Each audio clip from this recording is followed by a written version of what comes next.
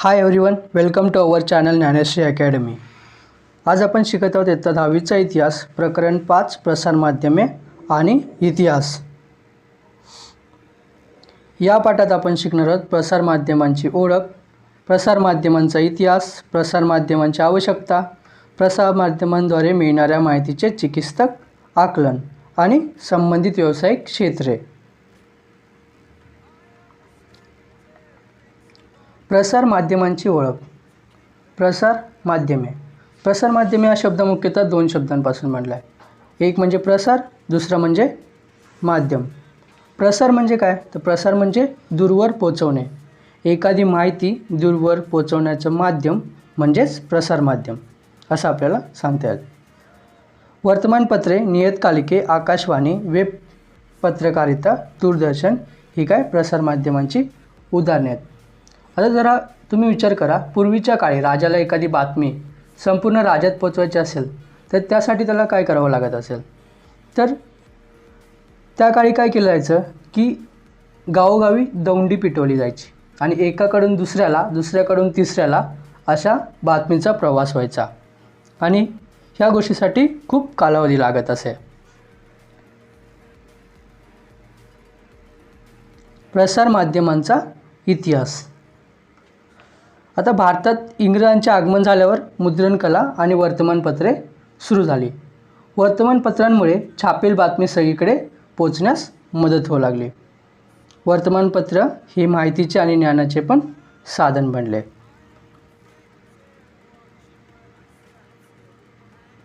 वर्तमानपत्रे किंवा वृत्तपत्रे।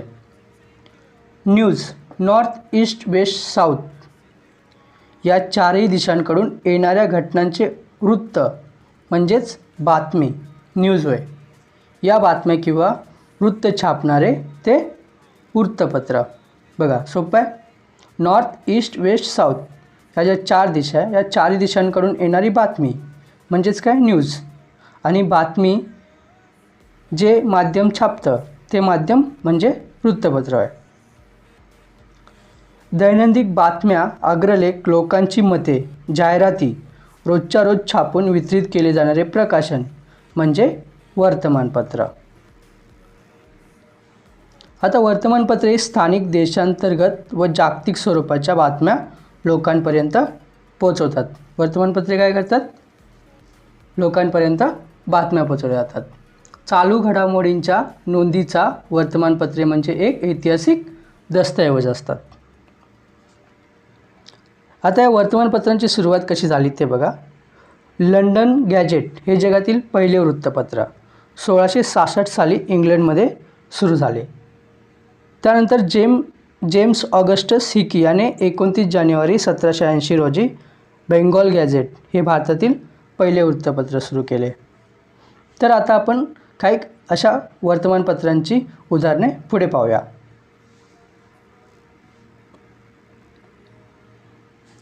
वर्तमानपत्रांची पूर्वसुरी म्हणजेच काय?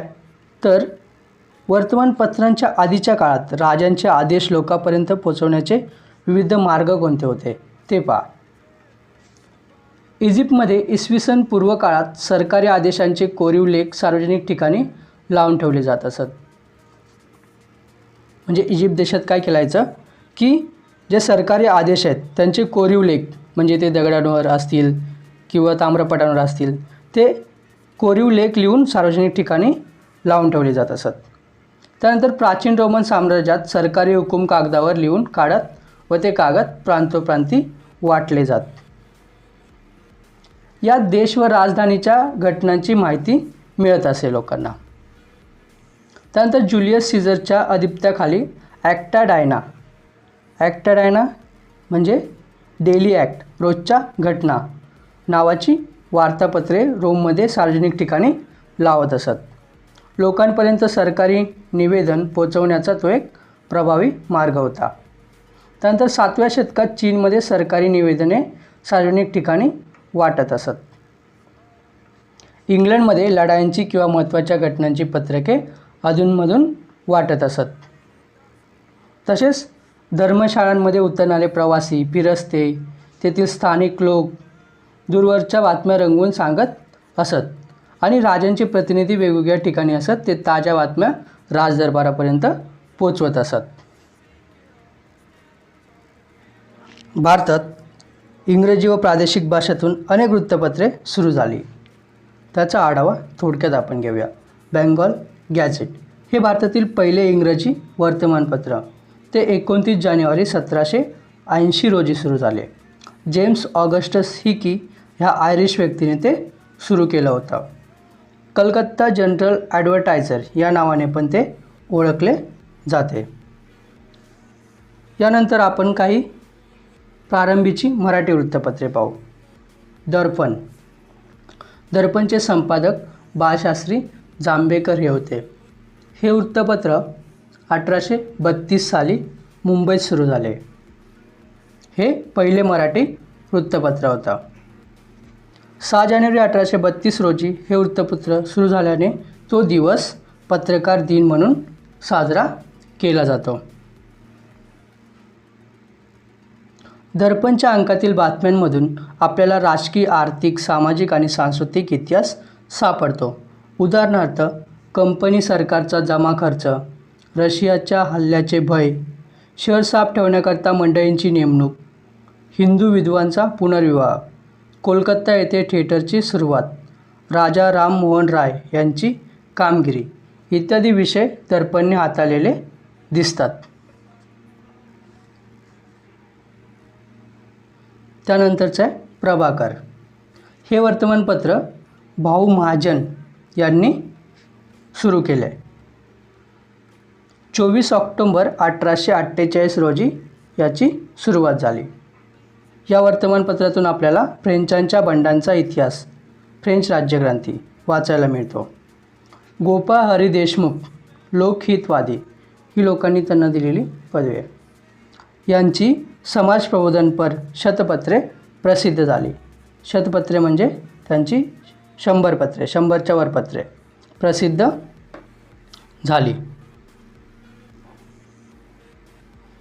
त्यानंतर आहे ज्ञानोदय. ज्ञानोदय पत्रात 1842 आशिया खंडाचा व 1851 युरोपचा नकाशा छापण्यात आला होता. त्याचे संपादक रेव्हरंड हेनरी व्हॅलेंटाईन हे होते. हे ख्रिस्ती धर्मप्रसारकांनी चालू केलेले वृत्तपत्र होते. ते जून 1842 रोजी चालू करण्यात आले. मराठी वृत्तपत्रात पहिले चित्र छापण्याचा मान ज्ञानोदयाकडेच जातो. विजेच्या साहाय्याने बातमी पोचवणारे यंत्र म्हणजे टेलिग्राफ 1852 पासून सुरू झाल्याची माहिती ज्ञानोदयमधूनच मिळते.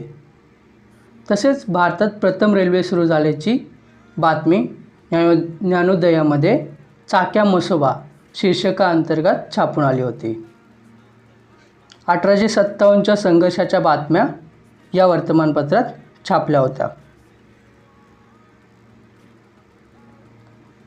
इंदुप्रकाश हे जानेवारी 1862 मध्ये चालू झाले.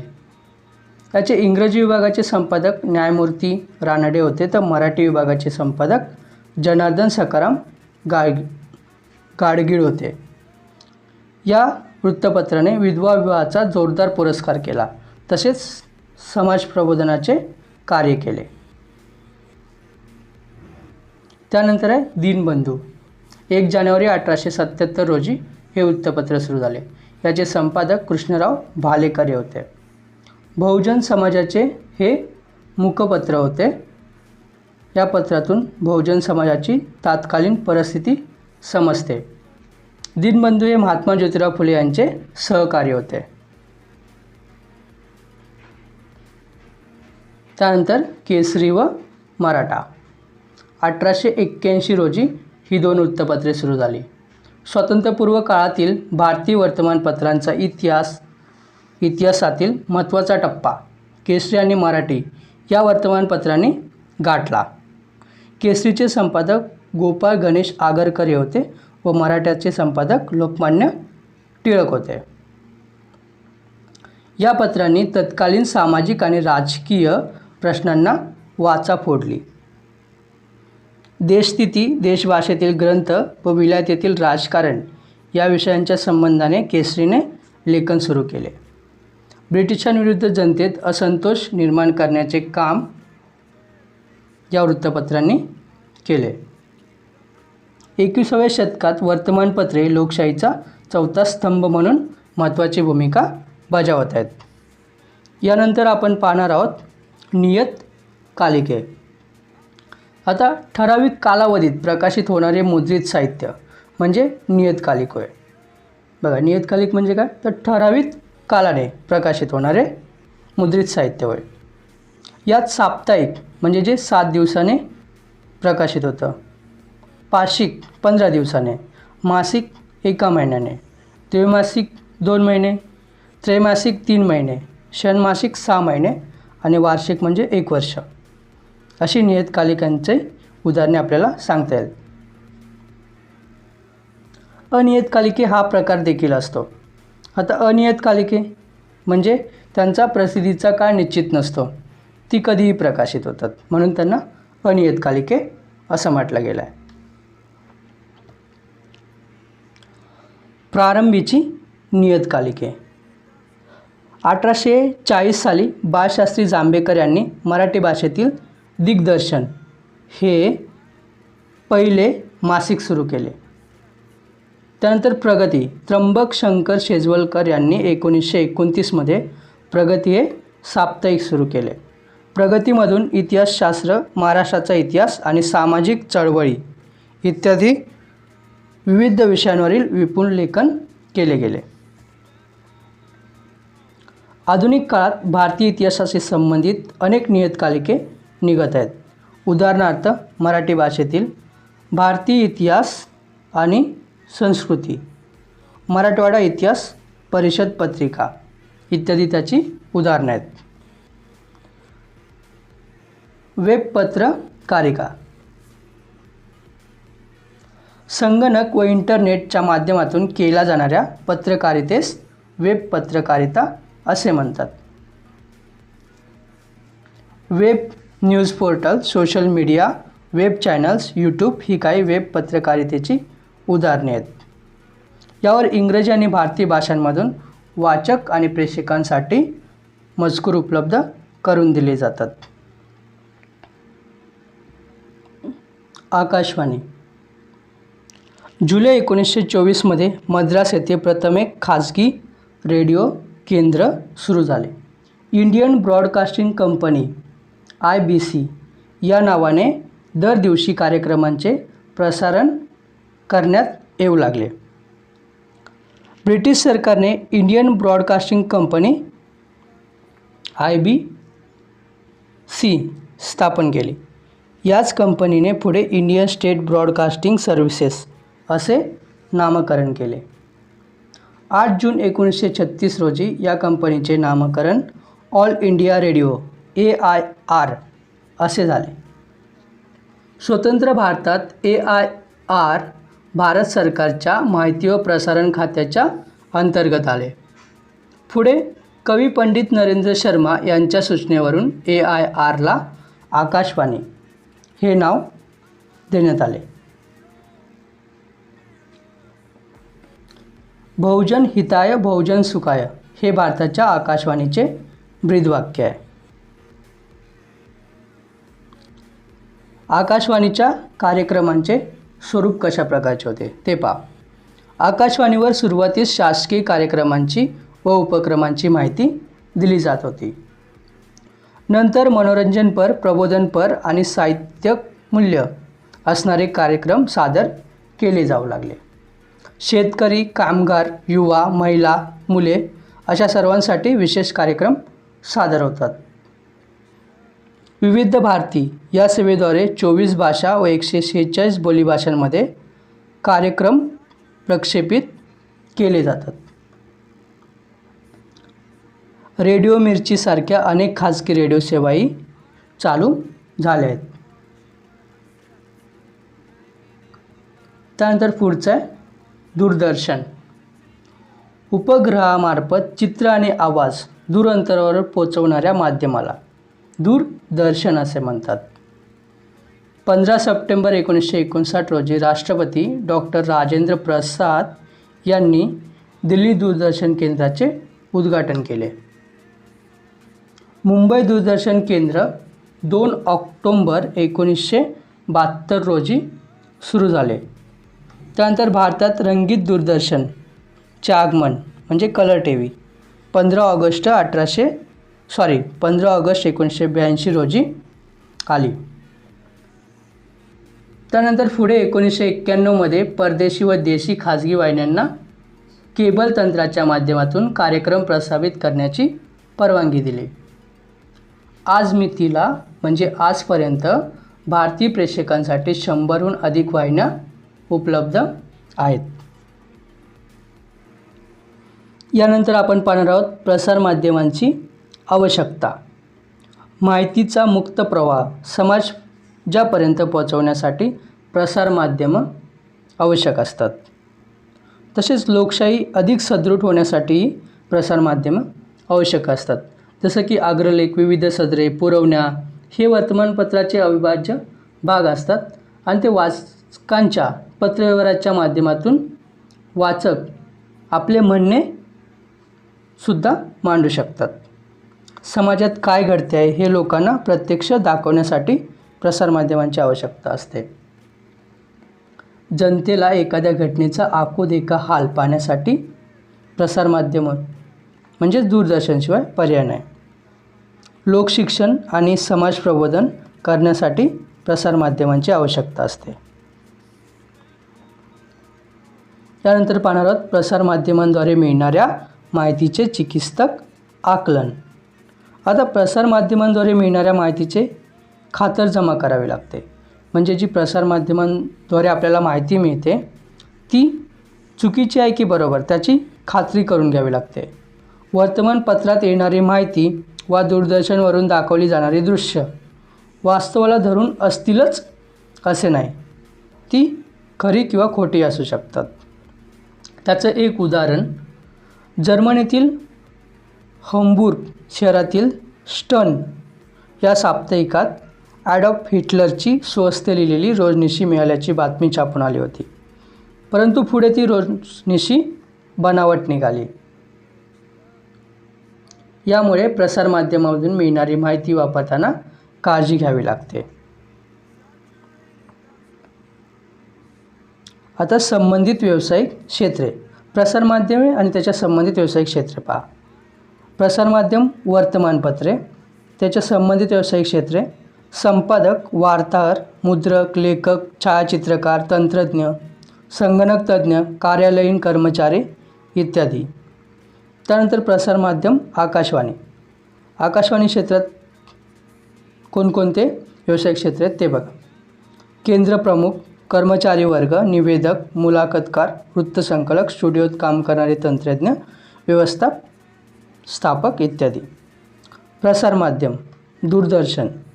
आता व्यावसायिक क्षेत्र बघा. दूरदर्शनमध्ये पत्रकार, वृत्तसंकलन, कॅमेरामॅन, कलाकार, संगीत निर्देशक इत्यादी व्यावसायिक क्षेत्र आहेत.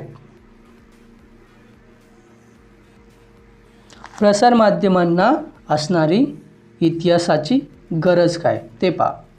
आता वर्तमानपत्रांचा विचार केला तर वर्तमानपत्रांना रोजच्या रोज ताज्या बातम्या वाचकांपर्यंत पोचवायच्या असतात. हे काम करत असताना बातमीमागची बातमी सांगावी लागते. अशावेळी वर्तमानपत्रांना इतिहासाची गरज पडते.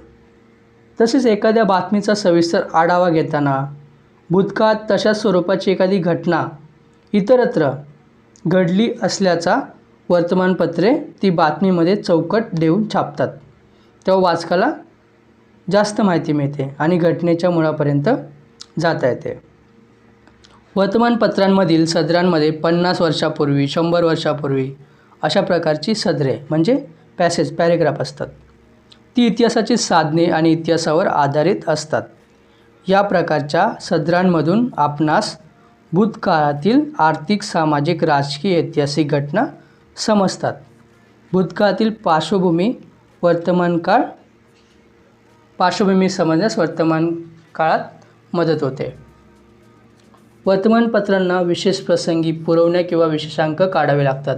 उदाहरणार्थ 1914मध्ये पहिले महायुद्ध सुरू झाले. त्याला 2014मध्ये 100 वर्ष पूर्ण आली. त्या युद्धाचा सर्वकष आढावा घेणारी पुरवणी काढताना त्या घटनेचा इतिहासाची माहिती असावी लागते. तसेच 1942च्या चले जाव आंदोलनाला 2017मध्ये 75 वर्ष पूर्ण आले. अशा प्रसंगी वर्तमानपत्रे लेख, अग्रलेख, दिनविशेष, आढावा यांच्याद्वारे त्या घटनेचा वेध घेतात. त्यावेळी इतिहासाचा अभ्यास उपयोगी पडतो. हे झालं वर्तमानपत्रांचं. त्यानंतर पहा आकाशवाणी. आकाशवाणीसाठी सुद्धा इतिहास हा महत्त्वाचा विषय असतो. उदाहरणार्थ 15 ऑगस्ट 1947 किंवा त्यानंतरच्या प्रधानमंत्र्यांचे स्वातंत्र्य दिनानिमित्तची भाषणे आकाशवाणीच्या संग्रहात असून त्याचा समकालीन परिस्थिती समजण्यासाठी उपयोग होतो. म्हणजे पाठचे जे प्रधानमंत्री आहेत त्यांची भाषणे आपल्याला पाहिजे असते, त्यासाठी पण आपल्याला इतिहासाचीच गरज असते. आकाशवाणीला काही विशेष कार्यक्रम प्रसंगी इतिहासाच्या अभ्यासकांची गरज लागते. राष्ट्रीय नेत्यांची जयंती व पुण्यतिथी, एखाद्या ऐतिहासिक घटनेस 1 वर्ष, 25 वर्ष, 50 वर्ष, 100 वर्ष वा त्यापेक्षा त्या पटीत जास्त वर्षे पूर्ण होत असतील तर त्याची चर्चा करण्यासाठी त्या घटनेची माहिती लागते, म्हणजेच इतिहास माहीत असावा लागतो. राष्ट्रीय नेत्यांच्या कार्यावर भाषणे देण्यासाठी वक्त्यांना इतिहासाचा आधार घ्यावा लागतो. आकाशवाणीवरही दिनविशेष कार्यक्रम प्रसारित होतात. त्यानंतर पहा दूरदर्शन. दूरदर्शन आणि इतिहासाचे जवळचे नाते आहे. इतिहासाच्या संदर्भात आवड निर्माण करण्याचे आणि जागृती करण्याचे महत्त्वाचे काम दूरदर्शन आणि इतर वाहिन्या करतात. दूरदर्शनवरील रामायण, महाभारत अशा पौराणिक मालिका, तसेच भारत एक खोज, राजा शिवछत्रपती या ऐतिहासिक मालिकांना फार मोठा प्रेक्षक वर्ग आकर्षित केला. रामायण, महाभारत सारख्या मालिकांची निर्मिती करताना तत्कालीन वातावरण, वेशभूषा, शस्त्रे, राहणीमान, भाषा यांसंबंधी जाणकारांच्या मदतीची गरज लागते. त्यासाठी इतिहासाचा बारकाईने अभ्यास करावा लागतो. आता आधुनिक काळात डिस्कवरी, नॅशनल जिओग्राफी, हिस्ट्री यांसारख्या चॅनेल्सवर प्रसारित होणाऱ्या मालिकांमधून जगभरच्या इतिहासाचा खजिना प्रेक्षकांसाठी खुला केला आहे. त्याद्वारे लोक जगाचा इतिहास आणि भूगोल घरबसल्या जाणून घेऊ शकतात. या मालिका अधिक रंजक होण्यासाठी काही वेळा इतिहासातील निवडक भागाच्या व्यक्तिरेखांच्या माध्यमातून सादरीकरण केले जाते. उदाहरणार्थ की कर्तृत्ववान स्त्री पुरुष जसं राणी लक्ष्मीबाई आहेत, छत्रपती शिवाजी महाराज आहेत, त्यानंतर खेळाडू, सेनानी इत्यादी त्यांच्यावर पट बनवले जातात, चित्रपट मालिका बनवल्या जातात. त्याखेरीज वास्तू, किल्ले, साम्राज्याच्या उदयास्त इतकेच नव्हे तर पाककलेच्या इतिहासावर देखील मालिका लोक उत्सुकतेने पाहतात. मग आता वर्तमानपत्रे, आकाशवाणी, दूरदर्शन या सर्व क्षेत्रांसाठी इतिहासाचा सखोल अभ्यासाची गरज असते.